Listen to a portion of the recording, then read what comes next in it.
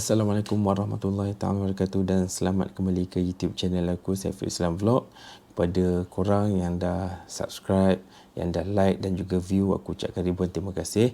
Sebelum tu aku nak mendoakan korang supaya dimurahkan rezeki, dipanjangkan umur, diberi kesihatan dan juga keberkatan dalam hidup, insya-Allah, amin. Baik, untuk video kali ini aku nak sharekan sedikit cara untuk bersuci, menunaikan solat dan juga mencari masjid. Baik, jom kita teruskan.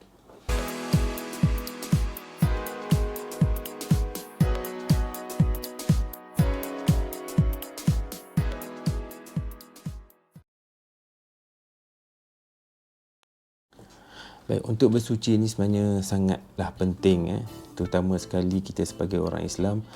Kita nak menjaga diri kita dalam keadaan bersih, nak pastikan pakaian kita sentiasa bersih untuk kita menunaikan solat walaupun kita dalam keadaan bermusafir ataupun kita dalam keadaan travel.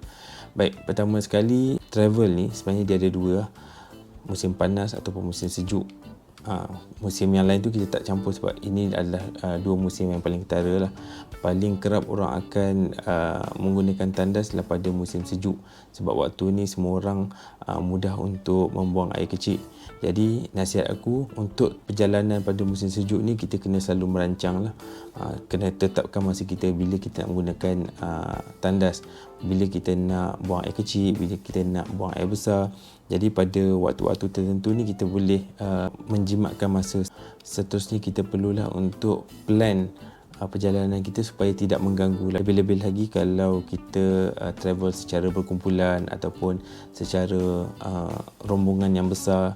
Jadi tak adalah kita mengganggu waktu, seterusnya boleh mengakibatkan rasa tak puas hati di kalangan ahli rombongan. Kalau kita travel seorang-seorang tak apa, tak ada masalah.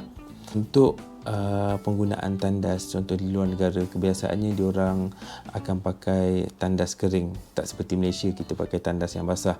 Sebab bagi kita orang Malaysia, kalau tandas yang basah ni lebih bersih, sebab kita jirus air, kita bersihkan kotoran. Tapi di luar negara, diorang lebih suka tandas yang kering, sebab bagi diorang tandas yang kering ni tandas yang kemas, bersih dan sebagainya. Jadi panduan untuk kita orang Islam menggunakan tandas yang kering ni, pertama sekali aku nasihatkan kita perlulah ada dua benda yang paling kurang. Pertamanya ialah botol air, yang kedua ialah tisu kering.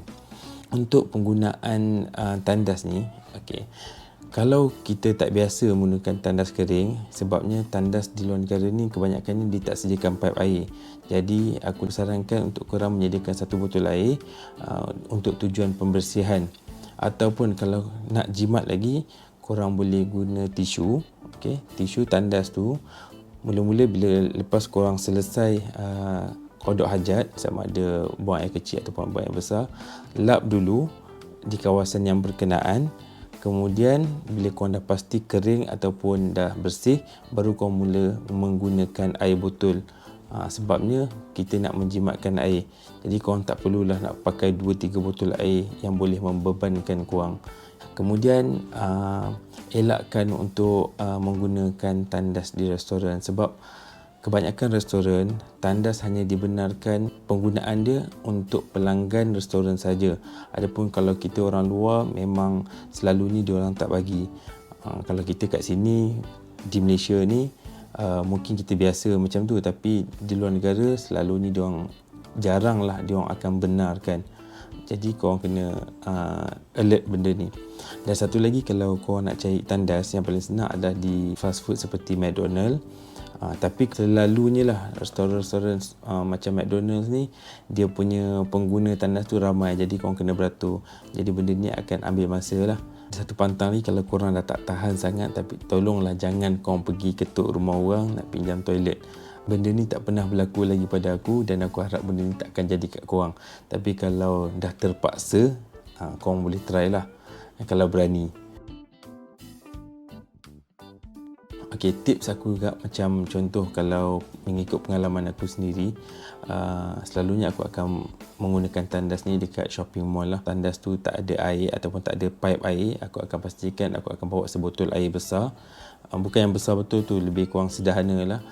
Aku akan isi air dan aku akan gunakan tandas tu. Pertama aku akan gunakan tisu, aku lap sampai kering, kemudian baru aku akan basuh dan bilas menggunakan air botol yang aku bawa tadi. Dan pada aku benda ni sangatlah menjimatkan air dan aku tak perlu untuk berulang alik keluar tandas ambil air dan sebagainya yang boleh mengotorkan pakaian aku.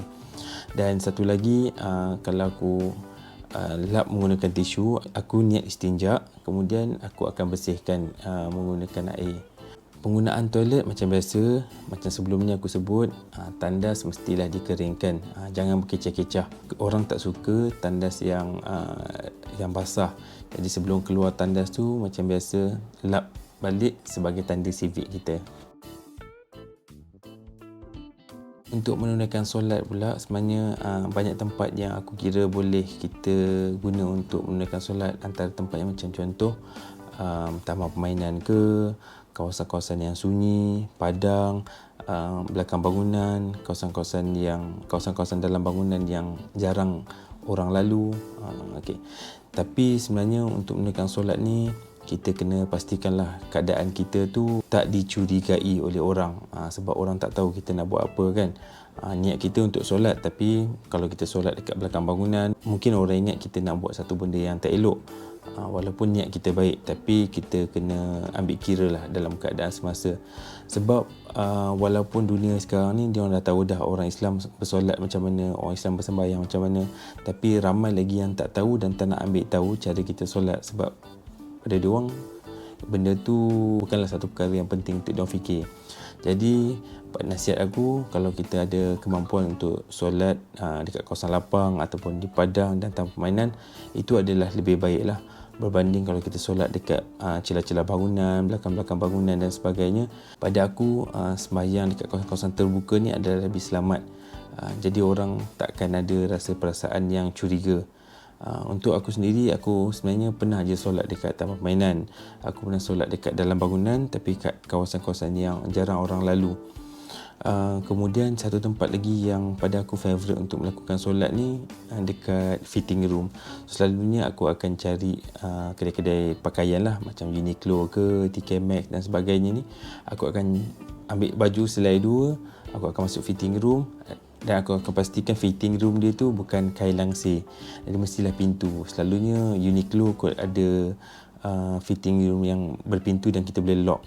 Jadi kat situ kita boleh melakukan solat kita tu tanpa ada rasa takut. Kita akan rasa lebih selesa untuk melakukan solat dalam fitting room. Dekat dalam tu kita akan solat lah. Yang penting kena ambil asmayang awal-awal. Pintu fitting room tu tak bolehlah terlalu singkat, ataupun dia punya atas pun tak bolehlah terlalu rendah. Jadi untuk mengelakkan orang luar boleh nampak apa yang kita lakukan kat dalam fitting room tu. Itu dia. Sejarahnya pernah juga ada kawan aku dia solat dekat dalam fitting room. Kemudian bila pekerja kedai tu panggil, kawan aku tak menyahut sekali. Bila dia tengok bawah, sebabkan dia punya pintu fitting tu singkat ataupun rendah, jadi dia boleh nampak kawan aku solat. Dan kebetulan pekerja tu orang Islam juga, so dia bagi tahu klik dia kata, oh ada customer dalam ni tengah solat. So dia biarkan je. So alhamdulillah lah pekerja tu dia faham kan. Kalau macam orang yang tak tahu, nanti dia ingat ritual apa pula kita buat dekat kedai baju dia. Tips ambil semayang. Okay, air semayang kita boleh ambil dekat tandas macam biasa. Tapi kalau kita segan, kita boleh ambil lah air botol dan kita ambil air semayang dalam toilet. Paling pantang, jangan korang basuh kaki dekat sinki. Sebab sinki ni pada orang barat, diorang anggap sinki ni tempat untuk basuh tangan je. Jadi bila kita angkat kaki dekat sinki, pada diorang ni seolah-olah benda ni sangat rude lah, sangat tak sopan. Jadi tolong jangan buat macam ni lah. Kalau kita nak basuh kaki, kita basuh je dalam toilet. Jadi benda ni tak jadi isu. Okay, pada masa yang sama, kita nak menjagalah pandangan orang terhadap Islam kan. Dia tak naklah kita bawa, bagi dia ni kita bawa satu budaya yang tak elok. Walaupun pada asasnya hanya membasuh kaki, tapi benda ni pada pandangan diorang tu tak manis lah. Okay, kalau kita ada kemampuan untuk pergi sembahyang dekat masjid, kalau kita tahu sekarang ni kat seluruh dunia, masjid dekat mana-mana pun kita boleh jumpa, mostly kat kawasan-kawasan yang menjadi tumpuan orang ramai lah, contoh dekat ibu kota ataupun ibu negara, kawasan-kawasan yang padat, kawasan-kawasan yang ramai pelancong. Jadi tips yang pertama, selalunya aku akan guna Google lah, paling senang. Aku akan type mosque near me ataupun masjid yang berdekatan. Jadi dekat dalam Google tu dia akan share. Ataupun kalau kita ataupun kalau kita dah download apps, contoh macam Mosque Locator ataupun Masjid app, benda ni, dua apps ni dia sangatlah membantu kita untuk mencari masjid yang berdekatan. Kadang-kadang masjid ni dia akan sediakan satu tempat solat untuk lelaki saja. Jadi kalau kita ni sebagai pelancong perempuan ataupun pelancong wanita, seeloknya kita tanya kepada pihak pengurusan masjid untuk tumpang solat. Selalunya dia akan bagilah, tak ada masalah kan. Tak elok pula kita nak menghalang untuk orang bersolat. Dan nasihat aku juga, kalau korang nak pergi masjid tu, pastikanlah masjid tu dikenali. Jangan tersalah masuk masjid pula. Kadang-kadang ada orang tersalah masuk masjid, dia pergi masuk masjid Syiah. So nanti kan korang solat lain, dia orang solat lain. Jadi benda ni untuk mengelakkan fitnah je. Seeloknya kita bertanya kepada yang lebih tahu dan juga lebih arif. Baik, sekian saja video aku untuk kali ini. InsyaAllah aku akan share lagi banyak lagi tips-tips travel untuk kita ambil faedah daripadanya. Okey, terima kasih. Assalamualaikum.